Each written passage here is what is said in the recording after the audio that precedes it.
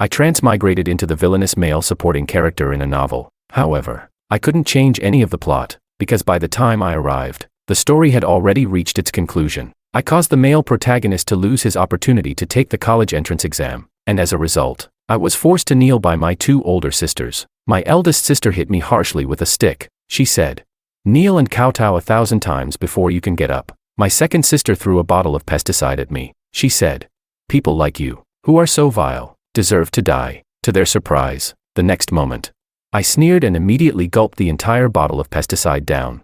Both of my sisters were so frightened their faces turned pale. They asked, "Are you crazy? Why are you drinking it like a beverage?" Chapter 1. I knelt on the ground, my exposed skin covered in wounds and bruises. My eldest sister, Maria, spoke in an eerily cold tone. "Apologize to Makoto right now, or just die." Makoto quickly said pitifully, "Eldest sister, second sister, don't go and hit George because of me. I only lost my college entrance exam opportunity. I can repeat the year, or even work part-time. It's fine." These words only made my 2 sisters angrier. They were probably furious because they felt sorry for Makoto. Sophia, wearing high heels, ruthlessly kicked me in the stomach. She said, "Apologize to Makoto now." I sneered and looked at the bottle of pesticide in front of me. So this was what it felt like to be an NPC, being treated like this by my own sisters. I picked up the pesticide bottle, twisted the cap off, and drank it all in one go. "Ah, what are you doing?" Sophia screamed in fright, her face turning white. Even Maria,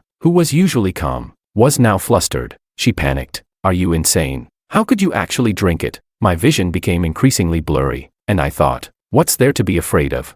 The original character in this world was a vicious NPC who was destined to die. I remember the original text saying that he died here. It was just a suicide by stabbing, but now that I've drunk the pesticide, it shouldn't affect his outcome, right?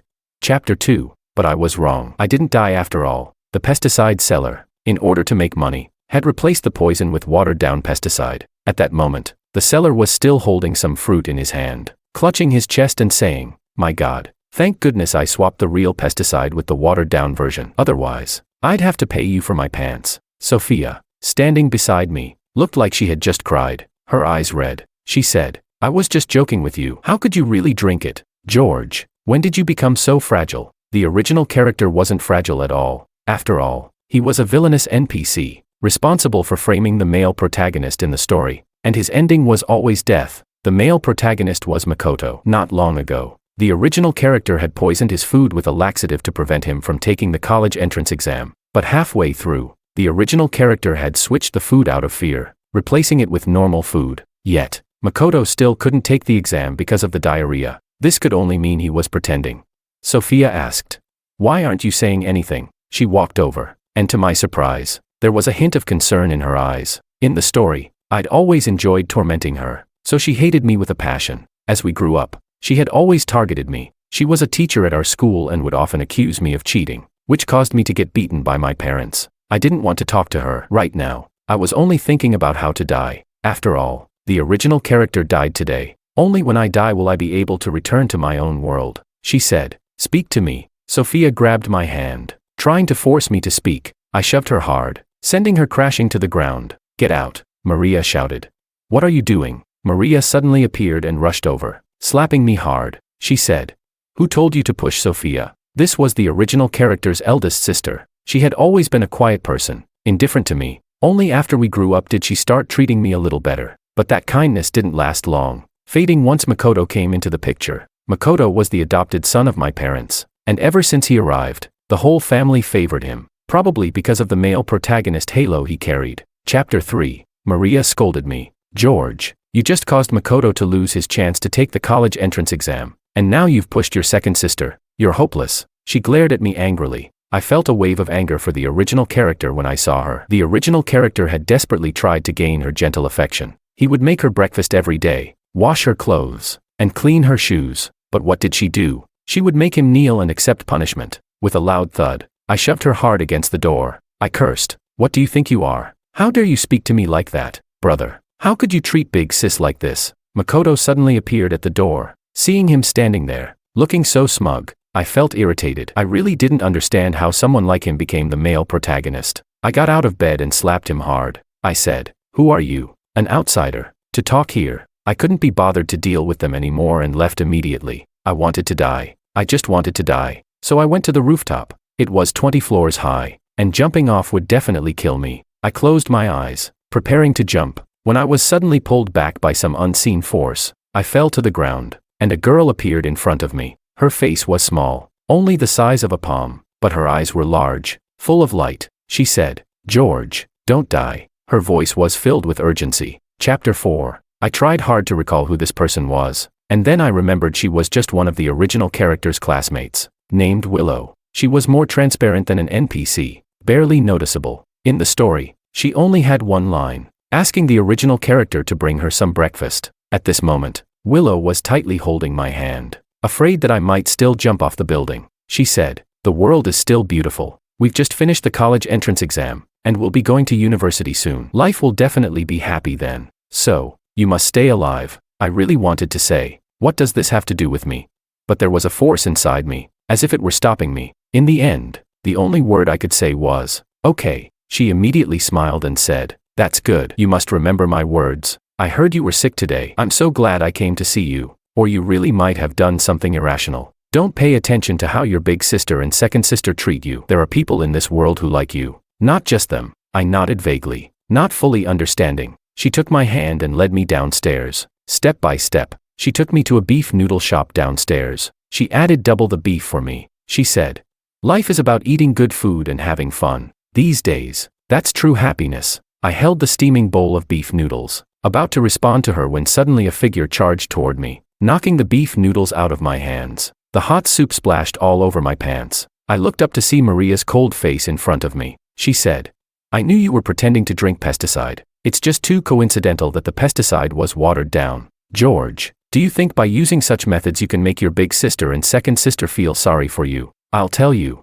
this will only make me hate you more." The next second, Willow shouted, "Don't bully George." Willow stood in front of me. I looked at the beef and noodles on my pants and slowly pushed Willow aside, glaring at Maria. With a loud smack, I threw the beef and noodles at her perfectly made-up face. I yelled, "Didn't your mother teach you not to interrupt when someone is eating?" Smack. Another large clump of beef landed on her face. She took a step back, looking at me in disbelief. I continued, "Big sister, if you come at me again, next time I'll pour sulfuric acid on your face." George. She was so enraged she nearly exploded. I smirked and expertly tossed a piece of beef into her mouth. I said, "Can't even shut that mouth with some beef." Maria was screaming in rage. I had always hated this cold big sister while reading this tormenting novel. After all, she often mistreated the original character because of Makoto. She made me give in to Makoto every time. Even the scholarship I had worked so hard to get was taken by her to buy Makoto a guitar. Chapter 5. On the way back from sending Willow home, she suddenly asked, "Make sure to change your clothes when you get home. Don't wear wet clothes."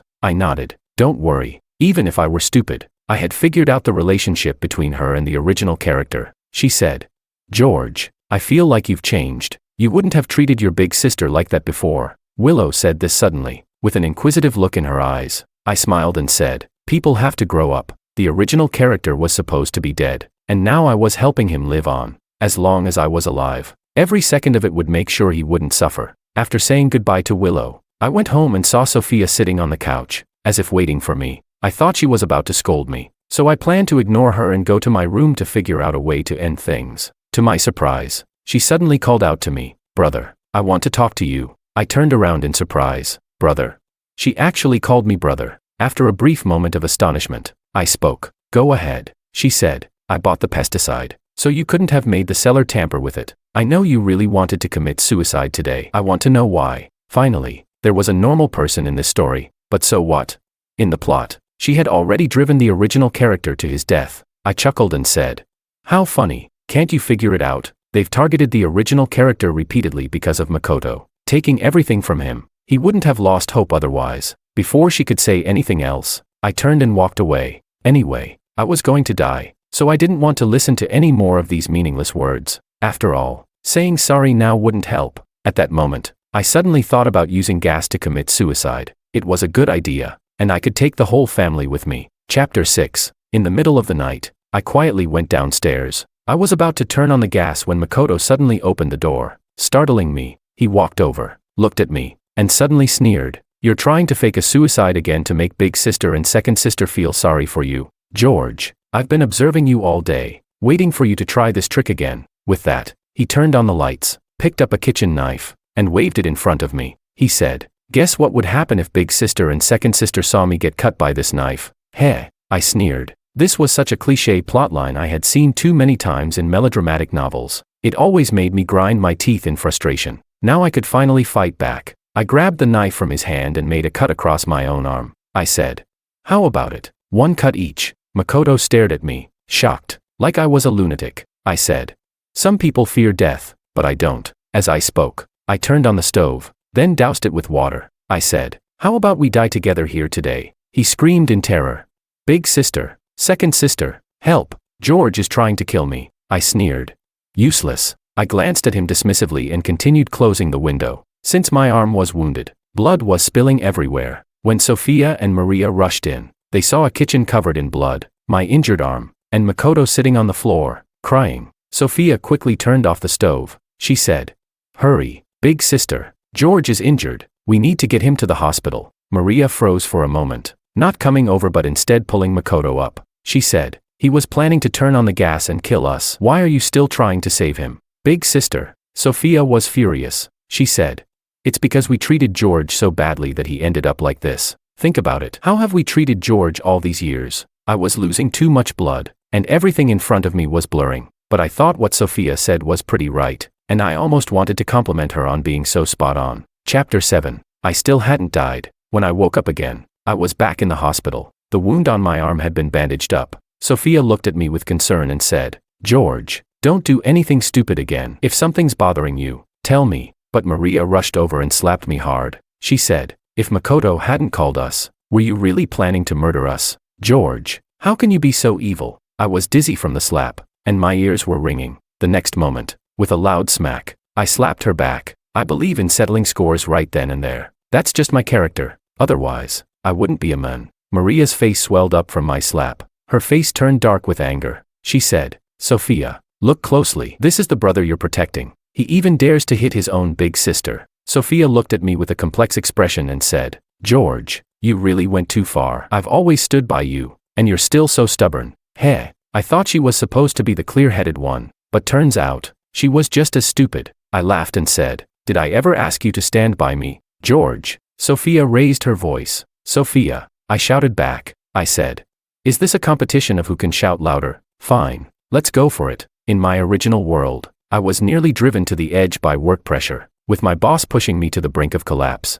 Now, I could finally snap. I picked up a fruit knife nearby and slashed it across my neck. I said, "Let's see who can go crazier, shall we?" Chapter 8. Warm blood dripped down my neck and onto the white sheets, blossoming into plum-like stains. The two people in front of me were as white as ghosts. "Quick, call the doctor." Sophia spoke in panic. Maria rushed over, pressing her hands against my neck, her voice trembling as she said, "George, you're really a madman." Suddenly, I remembered when the original owner was a child. Back then, Sophia and Maria both really liked him. They'd take him to eat KFC on weekends, bring him to play the piano. He must have been very happy back then. But now, both of his sisters spoke to him with harsh words. I once thought that death was easy. Find a corner and die. But now, after trying to die over and over again, I still couldn't succeed. I was saved and lay in the hospital bed. My parents came to see me. My mother scolded me as soon as she saw me. "Are you trying to die? Do you know you scared Makoto so badly that he's mentally broken?" My father spat at me angrily. He said,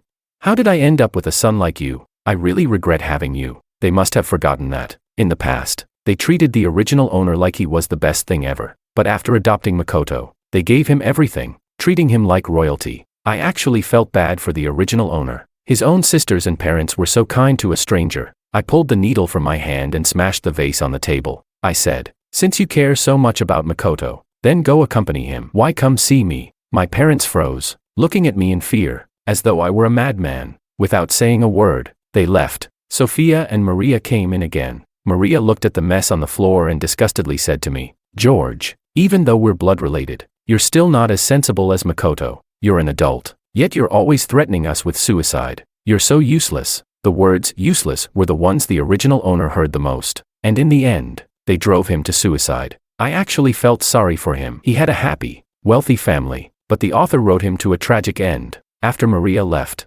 Sophia stared at me for a long time before suddenly saying, "When we were kids, you used to prank me all the time, And I thought you were so annoying. Now that we've grown up, I thought you'd understand. I even foolishly tried to move you with sibling love, but you still wouldn't listen. You keep threatening us with suicide, over and over. If you really want to die, go find a place where no one will find you. Why is it that every time you try, we always end up discovering it? I couldn't help but laugh and said, all right, next time, I won't let you find out. She was instantly choked up. After a long pause, she got up and left, her eyes filled with disappointment as she looked at me. Just as I was preparing to end it all, Willow appeared. Her eyes were red, and she looked at me, saying, didn't you promise me you wouldn't die? We agreed to go to college together, didn't we? My heart skipped a beat, and I suddenly felt a pang of discomfort, but I knew this wasn't my emotion. Could it be the original owner's emotional feedback?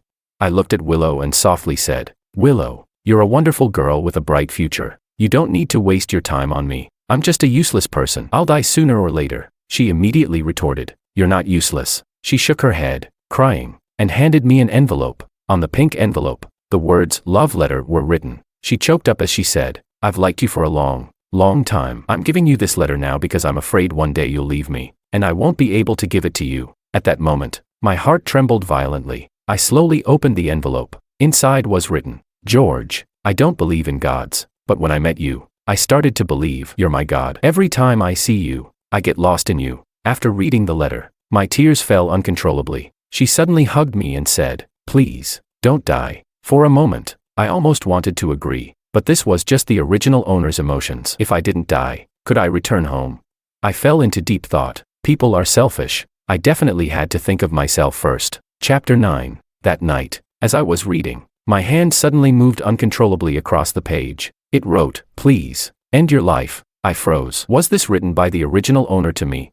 It continued, no matter what, my end is death. If I don't die, Willow won't start her new life. So please, end this life where she can't find out. That way, you can go home, and Willow can begin her new life. He wrote a lot more. Only then did I realize that he knew he was just an NPC in a book, bound to die sooner or later. Even though I had changed his ending that day, the ending in the book could not be reversed. In truth, he had already died, and now this was just the last vestige of his consciousness. If he didn't die, Willow would always remember him, but if he died, the author would change Willow's fate and let her start a new life. That was his agreement with the author. In the days that followed, Willow stayed by my side. She took me to watch the sunset and said there were many beautiful sights in this world. As long as I was alive, I could keep watching them. She also took me to eat a lot of delicious food. She said that life was about enjoying good food. She truly wanted the original owner to live on, but she didn't know that the original owner was already gone. Sophia and Maria hadn't visited me in a long time, as if they had given up on me, until one day, Makoto came to find me. He looked at me with disdain and said, I knew you wouldn't dare to die. Everything you've done was just to make the older sisters feel sorry for you. Right, it's just a tactic to gain sympathy. I can do it too. Just wait. I'll make sure you're completely kicked out of the Wong family. I couldn't be bothered to respond to him. I just closed my eyes, thinking about how I could leave this world without Willow knowing. Willow went home that evening to care for her mother. Just as I was preparing to end it all, Sophia came to find me. She walked into the room, and her gaze didn't show much emotion. She simply said, tomorrow is your birthday. I've talked with Maria, and we decided to celebrate it for you tomorrow. We won't hold the past against you. From now on, just stay well. Hearing her say this, I was truly surprised. I even felt happy for the original owner, but he would never see it again. He would never see his two older sisters begin to treat him better, because after he wrote to me that day, he had completely disappeared. All right, I readily agreed to her, because I wanted to say goodbye to them tomorrow, so they would all remember how George died forever. Chapter 10. Today is my birthday. Willow sent me a happy birthday message early in the morning. I put on a white suit and prepared to go up to the rooftop for the birthday party my family had arranged for me. Makoto also wore a white suit. I recognized his set. It was from a more expensive brand than mine. How laughable. They said we should all be good from now on, but deep down, they still favored Makoto. No wonder the original owner was driven to suicide. On the rooftop, everyone was holding champagne and laughing. When my parents saw me and Makoto, they quickly called Makoto over. They started introducing him to all the notable figures, paving the way for his future. It didn't matter whether he passed the entrance exam or not, because no matter what, my parents would make sure he was well provided for in the future. Meanwhile, I, their biological son, had nothing. George, come here. Sophia suddenly called me. I walked over, and she quietly said to me, apologize to the eldest sister and parents today, then they won't blame you anymore. You've indeed done a lot of things that have made us upset recently, I replied. Okay. Hearing me agree so quickly, she looked a bit relieved and said, I knew you still have a good heart. Sooner or later, the second sister will change her temper too. Heh, that's just how she is. In the plot, she would always slap the original owner and then give him a piece of candy, but would never completely change herself. As the birthday party reached its climax, I went up on stage to make a speech. Actually, I was planning to say a few words for the original owner and then drink poison. But unexpectedly, at this moment, Makoto suddenly ran to the edge of the railing. His eyes were red, and he looked pitiful as he spoke to the crowd. There's something I've always wanted to say to everyone. He looked at my parents and 2 sisters. He said, Mom, Dad, and sisters, I'm adopted, and I know I'll never be as good as George. That's why, in this family, I've always been meek, thinking that if I didn't cause any trouble, I wouldn't be bullied. My mom quickly asked, Makoto, has George been bullying you? Maria also spoke. Makoto, if there's anything, just say it. If George really did something, the eldest sister will make things right. I just stood there on stage, watching his performance. Sophia didn't say a word the entire time. Makoto glanced at everyone, wiped his tears, and said, George has always been secretly hitting me and warning me not to tell anyone. I keep wondering what I did wrong to be treated like this. I can't understand it. So today, I'm going to kill myself. With that, he prepared to climb over the railing. The crowd gasped in shock, and my mom rushed over to kneel on the ground. She shouted, Makoto, don't do something foolish. Mom will help you. I'll teach George a lesson. Okay. Makoto said, but Mom, George is your biological son. I'm just an adopted one. I'm destined to be bullied by George for the rest of my life. My mom replied, then let's kick George out of the house. That way, he won't threaten you anymore. Maria suddenly spoke, walking over with a compassionate look. I found it extremely ridiculous. So this is the self-harm tactic Makoto mentioned. I slowly stepped down from the stage and walked toward Makoto. Sophia also spoke up. Eldest sister, parents, are you just going to believe Makoto's one-sided words? There's no evidence. Besides, George is your biological son, no matter what. You can't just listen to an outsider's word, Makoto said. Second sister, I know you don't like me, but at this moment, George is clearly in the wrong. Are you really going to turn a blind eye? Makoto looked at Sophia. I couldn't be bothered to listen to them argue. I went straight to Makoto, grabbed his hand, and said, come on, let's jump together. With that, I began pulling him toward the railing. Makoto screamed in terror, and to my surprise, this grown man actually cried. Maria screamed. Are you crazy, George? Let go of Makoto. Maria glared at me with anger. My mom shouted, let go of my son. You beast. My mom was crying uncontrollably. To be honest, it's not easy for the original owner to have survived in this family for so long. I said, why are you crying? I'll go with you to die. I pulled Makoto toward the edge. Makoto shouted, don't, please. My mom knelt on the floor. Makoto was so scared that he trembled all over, and actually wet himself on the spot. I sneered and said, weren't you so brave earlier? Why are you wetting yourself now? I grabbed his clothes and kept pushing him forward. His body was half out of the railing. He begged, please, please, don't push me down. Makoto kept begging. I thought of a plan and smiled. Fine, I won't push you, but now you have to tell everyone the truth. Did I ever hit you? I gave him a shove. Hurry up and say it. He replied, I'll say it. I'll say it. George never hit me. As soon as he said that, Maria spoke in confusion. She asked, Makoto, then why did you say that earlier? Makoto replied, because I wanted you all to kick George out. I threatened him. Keep talking. Had I known he would say that, I would have dragged him to the edge much earlier. Makoto's urine dripped onto the floor. His voice was trembling as he said, I was just jealous of George because he has everything. That's why I said that. I'm sorry, everyone. It's all my fault. I pressed further. What about everything else? What about the entrance exam? He stayed silent for a moment before replying. The exam was all planned by me. I wanted to make you all hate George. At that moment, everyone finally understood. My parents and Sophia's eyes widened. Maria, with a look of disappointment, said, Makoto, I've always believed in you. How could you do this? My parents said, Makoto, we always thought you were a good child. Sophia nodded and said, I told you. Don't jump to conclusions without evidence. Chapter 11. Makoto asked, can you let me go now? He looked at me. I chuckled softly and then shoved him away. I climbed over the railing myself. Don't. Sophia rushed over. She said, George, listen to second sister. We wronged you in the past. It was our fault. Don't do something foolish. My mom looked at me for a long time before saying, George, I'm sorry. I've misunderstood you all along. I then looked at Maria. Her eyes were red, and her face was full of guilt. Sorry, little brother. Everyone felt guilty, but the original owner would never see it. What a pity, I said. If apologies were enough, then no one in this world would ever want to end their life. With that, I closed my eyes and fell forward. Just when I thought I was about to die, Sophia grabbed my hand. Maria also rushed over and grabbed me. Both of them had tears streaming down their faces. Sophia choked. I'm sorry, little brother. I won't be so harsh on you anymore. I actually knew I was wrong long ago. I feel especially guilty about what happened with the poison. But thankfully, you didn't die. Maria cried. Yes, George. Family fights are normal. Once we've talked it through, we can live a good life from now on. I struggled, trying to break free. I said, let go of me. I don't want sisters like you. In the end, I couldn't die, and they pulled me back up. Then they locked me in a bedroom and removed all the sharp objects. I suddenly regretted being so impulsive and doing this during the birthday party. I should have found a quiet, secluded place. Otherwise, I wouldn't have been locked up by them now. What about Willow? I wonder how she's doing now. But before I die, I don't want to see her. Otherwise, I won't have the chance to leave this world. I hope that, just as the original owner said, after I die, she will be able to live a new life. I heard that Makoto was kicked out, but my parents still had feelings for him and were secretly giving him money. What a shame.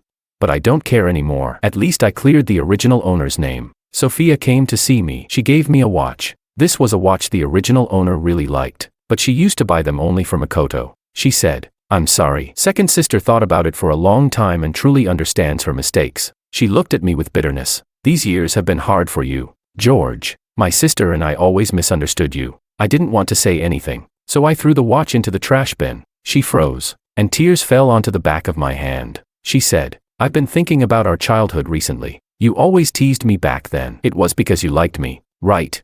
I froze and thought back to the plot. That was indeed the reason. The original owner liked Sophia more because she was the only one who would listen to him seriously. The only one who wouldn't report him for playing games. He really liked this second sister, but being young, he didn't know how to express it. So, he kept teasing her, thinking that would make her happy. She said, if you don't answer, I'll just take it as you admitting it. Sophia cried out in joy. She said, I didn't understand before, and I used to argue with you, but now I understand everything. Second sister apologizes to you. I hope you won't hate me, but if you still can't stand me, that's fine too. I can stay away from you in the future. Chapter 12. My parents came to see me as well. My mom looked at me, remained silent for a long time, and awkwardly said, be good. And then that faint "son" that barely escaped her lips. If only the original owner could hear that. Maria was the last one to come find me. She personally cooked me a meal and brought it over. She said, eldest sister was the one who went too far. I'm not asking for your forgiveness, but I don't want you to die because of me. The world is still so beautiful. You're still young, and you can do so many things. Please, live on. I replied, get lost.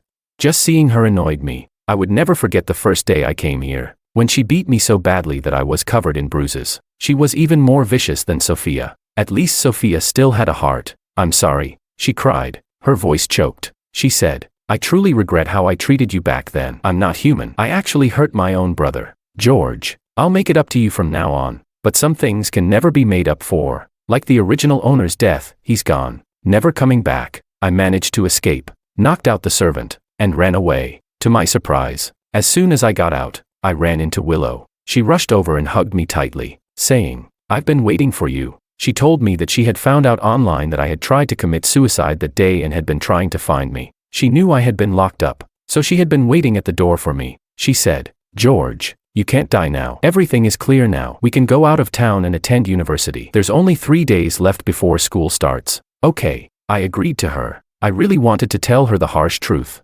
But after thinking for a while, I decided not to say anything. After all, I wasn't from this world, so I wouldn't interfere in these matters. Willow took me to her house, and her mother made me a big meal. She kept telling me, we're only 18. The future is full of possibilities. Once we go to university, we can go shopping on weekends, visit amusement parks, and do many happy and meaningful things. The original owner must have dreamed of such a simple, peaceful life. Unfortunately, he was just a pitiful NPC. After dinner, I used going to the bathroom as an excuse and left a bank card on the sink. It was the original owner's savings, and I decided to leave it to Willow. Then, I climbed out of the window and escaped. I wanted to find a quiet place to end my life, but I was kidnapped by Makoto. He dragged me to a warehouse, strapped a bomb to me, and then had someone bind him up and put a bomb on him as well. He smiled at me and said, "George, I'm going to make you understand that your family cares about me more." He was completely deranged. I couldn't be bothered to deal with him. After all, we were both going to die, so dying in an explosion seemed just as good. Sophia and the others arrived soon. When they saw Makoto and me, their eyes were full of shock. Makoto pitifully called out, "Eldest sister, second sister, please save me." Maria rushed over but stopped halfway. There was a sign next to her that read, "Only one person can be saved. If one is saved, the other will die in the explosion." Sophia spoke urgently, "Eldest sister, we should save George," but Maria fell silent, furrowing her brow as if deciding who to save. I chuckled. I thought she really had repented. I said, "Don't save me. I was planning to die anyway." "George, we will save you." Sophia hurriedly spoke and walked toward me. Makoto cried out, his voice choked, "Second sister, eldest sister, I knew I was always an outsider." Maria said, "Makoto, stop crying. George is our brother. We can only save him." After saying that, Maria also started walking toward me. At that moment, Makoto suddenly broke free from the ropes and rushed over, stabbing a knife into my heart. He said, "You all love him so much, then I'll make sure he dies." "Ah!"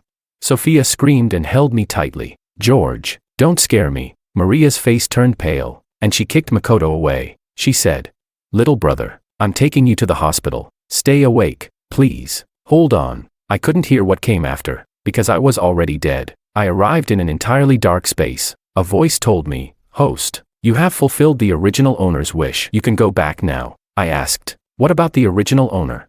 The system responded, "He and Willow will meet in a different parallel world. They will love each other and live happily together. Wishing you a smooth journey ahead." I replied, "Thank you." Just as I finished speaking, a light flashed, and I returned to the original world. Outside the window, the traffic was bustling, and the employees in the office were frantically making phone calls. I knew my corporate life as a wage slave was about to start again. Extra 1. After George's death, Sophia shaved her head and became a nun. She could never forgive herself because she believed that it was her fault that George died. If she hadn't suggested to their parents to adopt Makoto, Makoto wouldn't have lived in the Wong family, and George wouldn't have died. She would spend the rest of her life in regret. Makoto was sentenced to death and imprisoned. Maria developed depression, and she, too, felt guilty. She often wondered if the outcome would have been different if she hadn't favored Makoto. If only she had seen Makoto's true nature sooner. But there were no ifs in this world. She spent every day in her room, staring blankly out the window. She wished for a do-over, hoping that this time, the 3 siblings could live in harmony. Extra 2. Willow went to university in the South City. She was very happy, though she didn't quite know why. She only remembered that she had made some kind of promise before coming. She walked into her dorm room with her backpack, took out a card, and said to her roommates, "I'm very rich. I'll treat you to a meal." She didn't know where the card came from, only that her mom had found it in the bathroom. The card was in her name, and the password was even written on it. Who wouldn't want money? So, she kept it. This card had a whole million on it. She planned to use it to do many, many things. One evening, when they went out for dinner, she met a bald woman. She looked at the woman for a long time, but couldn't recognize her. The woman looked familiar, as if they had met before. "Willow." The woman's voice was hoarse. She said, "I'm George's second sister. I saw the confession letter in his room. You like him, don't you?" Immediately, Willow froze. George. The name was so familiar, but she couldn't remember who he was. Sophia took Willow to a nearby cafe. After seeing the confession letter in George's room, she realized that this girl, Willow, existed in George's life. It turned out that her younger brother had someone he liked. In her memory, George had always been a rebellious boy. All he ever did was bully Makoto. But now she learned that her younger brother had many sides she never knew about. Willow sat across from Sophia, listening to her talk about George. She even saw his photo. This boy was really kind, excellent, and had gotten into the same university as her. She felt a strange familiarity, so familiar. In fact, suddenly, many memories flashed in her mind. She remembered everything about George. She whispered, "George, he's the boy I love most." Willow told Sophia, "Each and every one of you is responsible for his death." Sophia froze, and tears began to fall from her eyes. She choked up and said, "I'm sorry. I know I wronged him, which is why I'll spend my whole life atoning. I just wanted to learn about his past from you. I wanted to listen." But Willow shook her head. "I won't tell you. I won't. You don't deserve to know. People who make mistakes don't deserve forgiveness." After saying that, Willow left. Just then, everything before her eyes suddenly turned black. When she opened her eyes again, she was back at her high school. A voice told her, "Welcome to the parallel world. This is the new beginning for you and George."